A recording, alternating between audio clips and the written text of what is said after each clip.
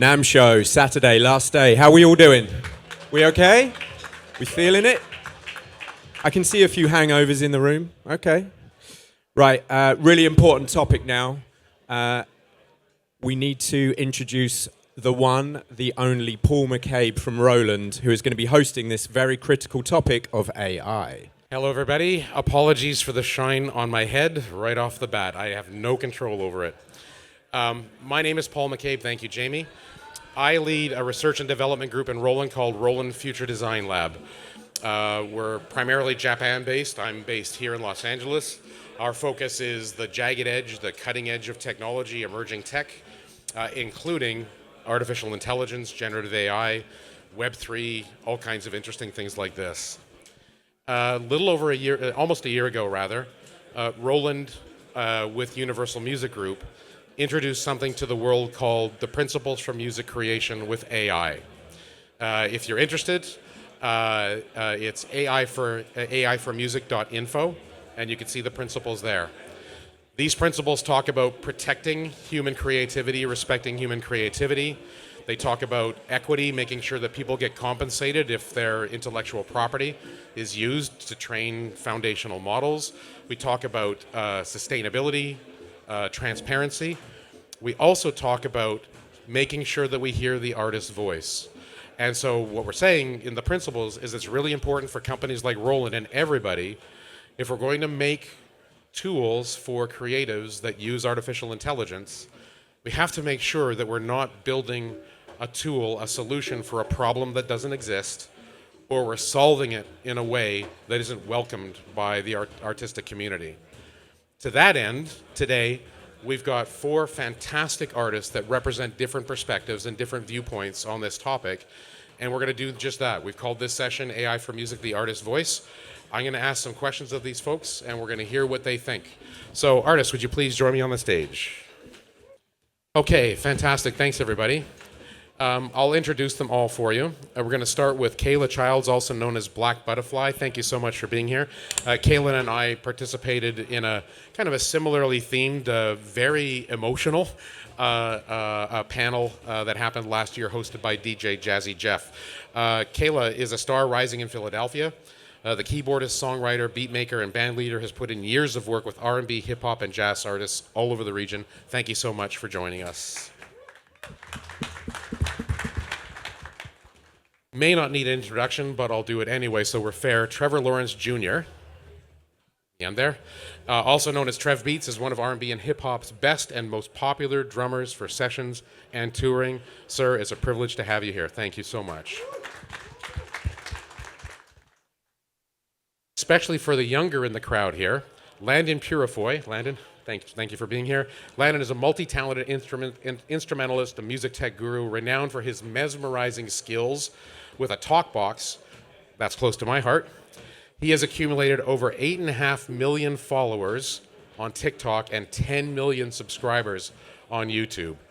I don't know about you, but that's a pretty big crew. Happy to have you here. And finally, Julian Villard. Thank you, Julian, for being with us. Julian is a classic entertainer, a rare combination of Nilsson meets Newman, piano-driven singer-songwriter sensibility, and razor-sharp comedic timing. I'm going to be depending on you for that today, Julian. Thank you. It's so sharp. Okay, so we only have about 35 minutes. So if you've been to Japan, this is the bullet train panel. We're going to be moving pretty quickly, but I want to make sure that we get through some of these topics and that everybody has a chance to be heard. The first question I've got is a really simple one. Are you using right now anything AI in your music creation workflows? And Kayla, can we start with you? Yeah, hey y'all. Currently, I'm actually not working with AI in any of my production, in my sessions. And the reason is because I'm not fully confident in myself that I understand what I'm trying to do with it. Like, I need to figure out what I want to use it for. So yeah. Right. So it's not that it's a conscious decision not to. Yeah. But you want to be intentional with how you use it. I want to figure out like what am I asking this to do for me, you know? Just a show of hands from everybody in the crowd, who would kind of relate to Kayla's position right now, that you're You're interested, but you want to be intentional with how you proceed. Okay. Good, thank you. Trevor Lawrence Jr., sir, could we hear from you? Yes, I do use AI. I actually put out a whole album that was 100% AI just to test the boundaries of what we can do. Does that surprise anybody that he's already done a full album of AI? I don't think, because it was so mesmerizing to me that it was possible, especially a lot of it starting from my phone in the early stages, and while I was making it, seeing the technology changing right in real time. So I just wanted to push the envelope and see what was possible. So I definitely use it in that regard, not on a daily basis, but with some of the plugins that are out now, we might be using AI and not thinking that we're using AI, right? So, like, I'm a very big, endorser and proponent of Output and Arcade. And, now they have their own tool where you can create from a prompt. Then you can turn around and take that and let that be a bed of music and create from that. So we do have it intertwined a little bit, but especially some of the mastering tools that are out there, Lander and such. But I think it's going to actually get a little bit more prevalent and obvious, as the years move forward and as the technology advances. Fantastic, thank you. I'll finish with you. Julian, can we hear from you? Yeah, I definitely use AI in a couple different workflows. I sort of have a creative application of it, and then I have a more technical application. On the technical side, when it comes to like mixing and mastering and post-production uses, there's some tools that they have that are so invaluable that especially like some of the AI de-essing tools, specifically Sonable, like it literally is like having an extra engineer in the room, and it can get you from like 0 to 89% so fast, and I don't feel like it's an assault on my creativity when I'm getting rid of S sounds. I think most people feel that way. Fantastic. And then creatively, I've been really exploring ChatGPT, and I use it mainly as a resource for narrative writing and lyrical writing. And I've trained threads basically on my entire own output. So kind of when my dad has a PhD in math, so like he's taught this to me that like there's a saying in programming which is garbage in, garbage out. And it's like you have to understand that these tools are only as good as the information you give them. And especially with ChatGPT, how you can train specific threads to do specific tasks. It's like, on one hand, you might be like, well, it's not me, but on the other hand, it actually can be exactly you. And exactly, so those are the main two applications. Thank you, that's really interesting. Landon, can we finish with you on this one? Yeah, for sure. So when it comes to AI, most of the places that I'm using it is actually on the content creation side and less on the music side. For me personally, I'll go into ChatGPT and I'll try to get an idea for a thumbnail. So if you don't know what a thumbnail is on YouTube, it's the picture that you click on before you actually start watching the video. So for me, and for everyone, thumbnail and title are so important because you could make the best video in the world. I've been making some really fun videos testing some of the craziest instruments that are in the world, or the most futuristic instruments. And the thing is, you can make the best video anyone's ever seen. But if your thumbnail and title are not good, nobody's going to click on it in the first place, so it literally doesn't matter. So they're very important. I go to ChatGPT, I type in exactly what I want to see. If it looks like a good idea, then I'll go and make the thumbnail myself. When it comes to music, I've worked with some, I worked with it last year. I did a video making a song in AI, and it is insane how much in 1 year, how much better it's gotten. Lyrics, you can now type in lyrics and have somebody sing it now, and it will do it, which is insane. Last year it was mumbling, and I couldn't tell what it was saying, which is pretty crazy. There are a lot of tools that I really want to look into, though. But yeah, most of it's on the content creation side. And I'm glad that you talked about thumbnails, because backstage I was kind of joking with Landon that I didn't recognize him until he did this. If you've been to his TikTok channel, you'll understand what I'm talking about. I wasn't going to ask this question, but I think you've kind of set this up, because everybody's is, with the exception of Kayla, everybody is using some form of AI right now. For the tools that you're using, are you aware of how the models are trained? Are they responsibly, ethically trained? Does that matter to you? And does that influence decisions you make on the tools that you're using. Trevor Lawrence. Well, definitely through the creative process of the record, there were some times where even though if you type in references, it'll say, we can't use that, but it was still obviously what it was. So I was ethically like, I'm not going to do that because it's just obvious, right? But I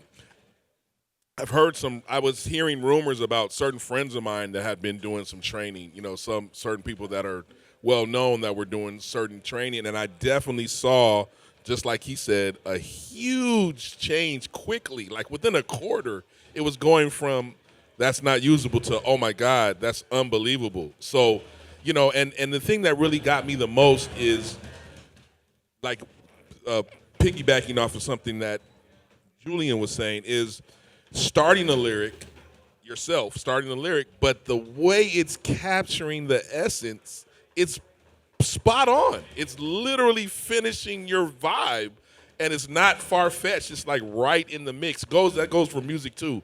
So, it's still to be continued, but man, it's changing everything, I think. Thank you. Julian. Yeah, I a lot of what Trevor's saying and what Landon's saying, I agree with. I think when it comes to ethics, and I want to caveat this by saying I consider myself a songwriter. I consider myself a lyricist. I've been writing songs on a professional level for 25 years. I actually don't think it's the creator's role to decide what the ethics are. I think it's the role of legislation and government. And I think what we're heading towards with this stuff is that, I'm a firm believer that culture forms around technology. And I always use this analogy. Think about if you were a portrait painter for a living when photography was invented. Like, what did you do? You probably either had to come up with some niche version of your portrait painting or you had to learn photography real quick. And I think we're at a point, unfortunately, with like legislation where it's dragging. And what this is all doing, it's inherently questioning like what is a copyright in this technology.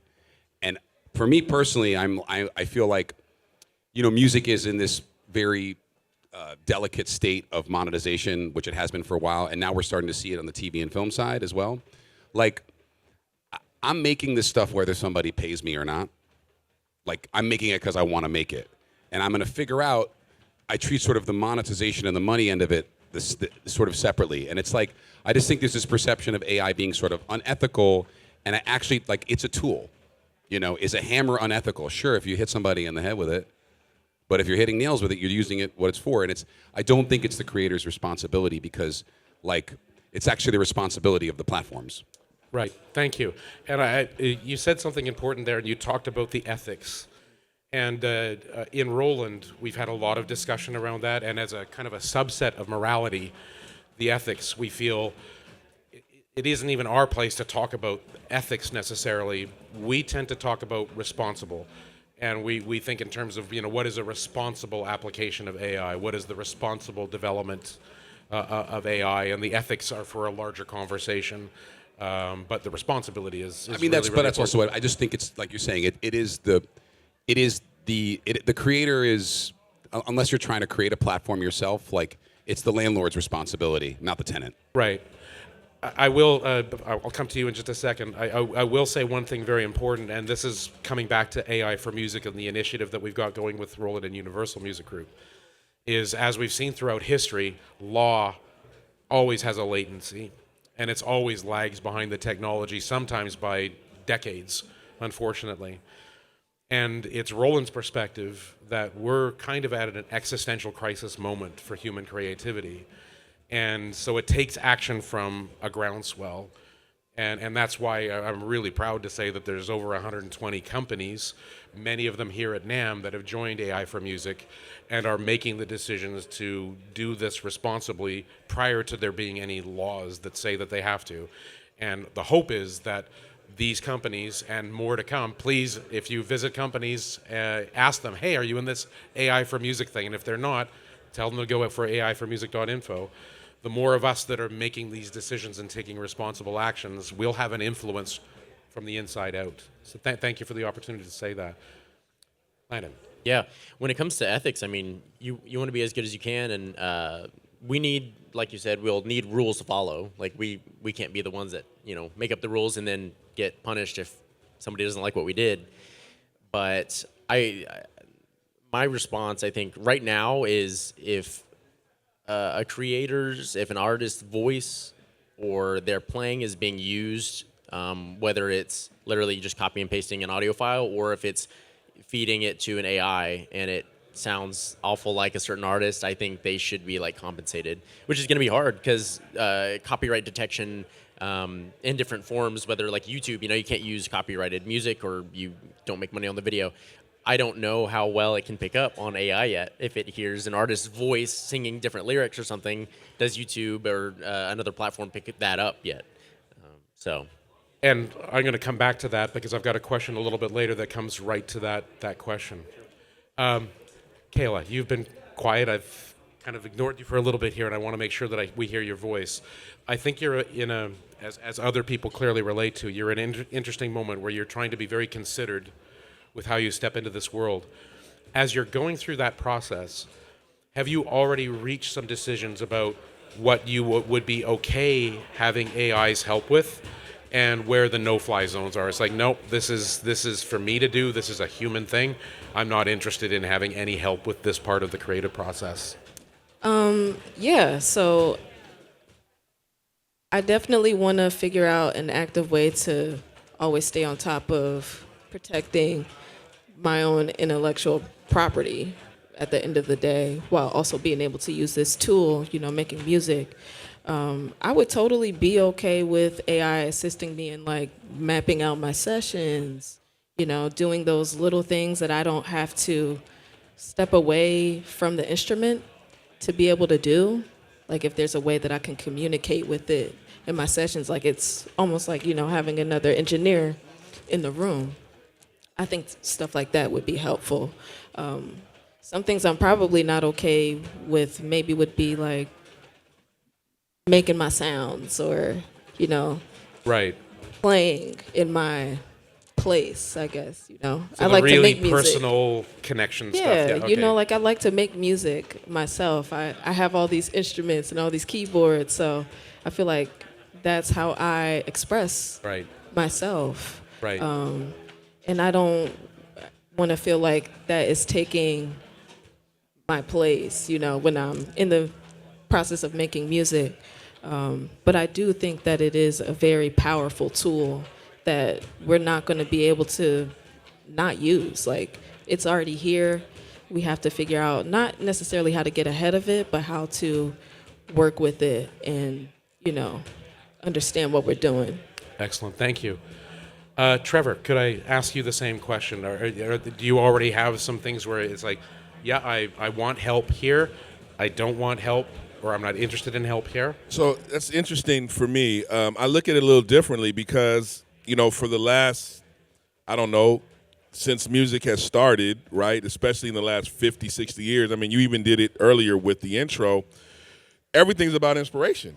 So you said Nielsen, right? So that's an inspiration. He's not trying to be Nielsen, but that's something that has imprinted on his creativity. So I look at it like that a little bit more. I'm not worried about AI replacing us. It's not going to take away my creativity, but it is another inspiration. And by the way, the majority of the music business is smoke and mirrors. So all these producers you see, there's always somebody actually doing the work. So this is just another way for us to have a resource that can help us do some things and not have to do every little moment of everything and get some inspiration from it. Very good. Lanny, could I ask you the same question?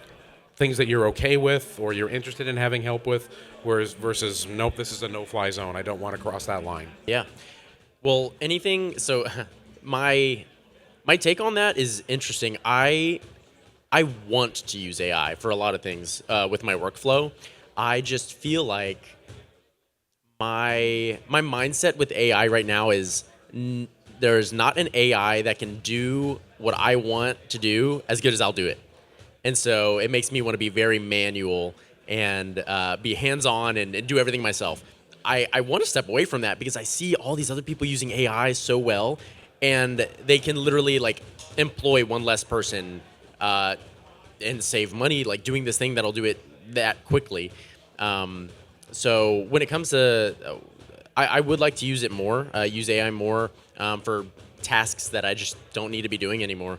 When it comes to, workflow, even in music, like you were mentioning the de-esser. That thing is bonkers. I, Absolutely insane. Yeah, now I want that, and I'm sure there's also one for room noise. Like I always have to get into EQ and pull down. There's I don't know if anybody uses Hush at all in their mixes. I do a lot of post-production work, so Hush, Isotope has sort of like appropriated that into their new RX thing, but it's essentially a three. It takes a minute. It's I think only native to Pro Tools, but basically it's 3 faders: voice, noise, verb. Oh wow! And it's bonkers. And, it gets it gets a little compression. It does some like magic on it, but it's insane. Like what you can now use in a podcast or some piece of content. Vocals, it might be a little intense, a little bit more like a dull instrument, but it is anyway. These tools they're unbelievable. Yeah. Roland, folks, make sure that we send a bill to Isotope for part of the booth. Yep, okay? my bad. I meant sorry. No. Please. Sorry. Talk freely. I don't use anything but Roland products. This is just a way to recover costs. In Roland pajamas. Can I say one thing? Yeah, please. I just wanted to speak to a non-music workflow because I'm also a photographer. AI in that world, and it's not taking the photos, but learning Lightroom, Photoshop early on. Now I use a program called Luminar Neo. I don't need any of those things, or even because the AI is involved, and AI makes the workflow so much easier. It doesn't take away from my creativity. It's not going to change my eye. It's not going to change what I'm framing, but it does help. So I think in that way, it's almost like ridiculous that we don't, because we're all going downstairs and getting in a thing on 4 wheels to drive. There's no horse and carriage waiting for us. So we tend to use things that make life easier. And I think it's our ego that makes us say, "Oh, I don't need AI. I'm already great." We got to get past that because it's not going anywhere. Your ego's not your amigo. I like that. Dwell on that one for a moment. Julian, I know that you've already spoken a little bit. I don't want to take us off, but I do please. want to piggyback on everything that is being said. Like, listen, I have a $10,000 vinyl system in my house. It is absolutely ridiculous. I buy all analog pressings. I love 70s music. Do I want to make my record on analog tape? Sure, if someone else is paying for it. Like, I think that's the thing is that, technology progresses and we're clearly at this kind of inflection point. And I just think it's like you have to, exactly to what Trevor's saying, you have to understand what is craft and skill and what is inspiration. And I think no matter where the technology goes, you're going to find a humanistic way to interact with it. And ultimately, that's what the listener or the viewer is looking for. They're looking for a connection point. And I do think right now this idea of the uncanny valley is real. I think we're going to get to the point where the audience's eyes will get trained enough that they're going to start to spot the things that feel inhuman, like there's too many fingers on that hand or whatever the version of that is. Excellent. So this is going to be a challenge question for you because you're only allowed to say yes or no, okay? Assuming that there's equity, assuming that you're compensated in some way, would you be okay with your art, with your music being used to train AI models? We'll start with Trevor. That wasn't even a yes or no. Yes. Okay. Yes, Julian. yes. Yes. Yes. I was not expecting that. That's really, really interesting. Well, but the compensation is key. The important part you said is compensation. Yeah. Yes. Okay, so let me just ask this, just because I don't want to leave anything to assumption. If you weren't compensated, which is the case with many tools like Suno and Udio right now, where there is no kind of backdraft compensation to the artist, would you still be okay with your intellectual property being used? I think that once it's uploaded, I think it's already happening. So yes, and I don't think I can control that. Okay. I'm under the impression that when you subscribe to one of these apps and you train it, that they're not then scraping it for other. They probably are. I mean, Lord knows. But I'm pretending like they aren't. But if I can have exclusive use of that thing I'm making, then yes. If other people are using it without my consent and somebody else is profiting off of it, no. Okay.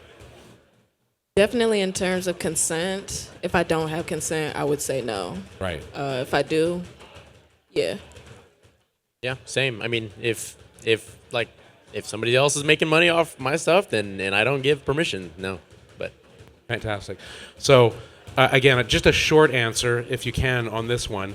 But Roland with Universal Music Group, we're working on a project right now. It's called the Music Provenance Project. But the idea is where a lot of tagging that's used to identify intellectual property is done after it's been created. And that's called attribution. That's an attribution model. We're going to attribute ownership back to you of this thing that you've made. We've got an idea that if we actually start to solve that problem as music is being created inside the digital audio workstation, and as you make sounds, as you make recordings, as you use loops and so on, that every one of those little pieces is being identified for where it came from and who owns it, and then that travels up the chain. That's going to introduce an extra workflow. Would you be willing to accept that extra workflow if the result was that you got this really granular identification of stuff that you've created? Would you be willing to accept that? Yes. I mean, that's how it starts. It took Spotify 10 years to put a credit on a track, and we used to buy albums with pages of credits. So if there's a willful way to credit authors, then absolutely. I would also say yes to that, and yes to what he just said. yeah, for sure. Okay, so one of my engineers gets to keep their job. Thank you. That's good.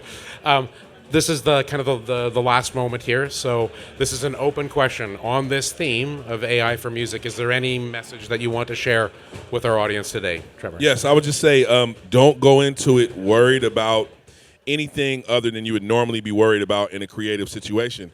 Keep an open mind, because there might be a mistake that happens that actually ends up being the greatest thing you've ever done. So I think a closed fist doesn't let anything out, but it also doesn't let anything in. So I just treat it as it's almost like another person you're collaborating with. It's just another creative entity to either spark or enhance what you're doing. Thank you. Julian. I completely agree with what Trevor's saying. And on top of that, I just do want to stress, there's making music and then there's making money off music. And in my mind, they're two separate things. And you don't allow your fear of replacement or whatever it is to basically, this is the future. It's happening. So you need to learn these tools to accelerate whatever it is you're going to become. And just to keep an open mind about it as best you can. And listen, if it's ethically not for you, I understand it. But it just feels like that's not your job as a creator. And it being a company's job is a whole other story. But again, I think as a creator, you should not deprive yourself of these tools just out of fear or, worry that maybe it's not going to be authentic. Thank you. Kayla. Yeah, as a creator, I would definitely say let's do what we can to stay inspired and use the tools that are offered to us, and commit to the process of just understanding what it is that we're doing, what we're working with, and inspiration is key. So, absolutely. Thank you. Yeah, Leonard. and I would just say work smarter, not harder. I think the AI is coming. It's just like when the internet came about, or computers or whatever. It's like you have new tools, just learn how to use them. And there's going to be something above AI down the line, and that we're going to have the same conversation about. So it's really just a new tool. Figure it out how to use it. My grandma still doesn't know how to use an iPhone, and she's fine. So you don't have to use it if you don't want, but I think it's there for your benefit right now. So Thank you. This is the end of this session. First, please join me in thanking all of these fantastic artists for their perspectives and their time today. Thank you. I certainly feel better for having been here and listened to what you've had to say. From Roland's perspective, we're at a crisis moment, and we don't think there's any other way to address this. There are companies in the world that are making tools that are being irresponsible with intellectual property, and it's happening right now, and you might be using some of them even unknowingly. But don't think that there isn't something that you can do. There are many initiatives that you can sign on for and support. We'd love it if you would encourage companies that you patronize to visit aiformusic.info and consider becoming a supporter of the Principles for Music Creation with AI, because it is this kind of stuff that influences the policymakers that make the laws that people then have to follow. So protect your work, But use the tools, use them responsibly, and have fun. Thank you very much.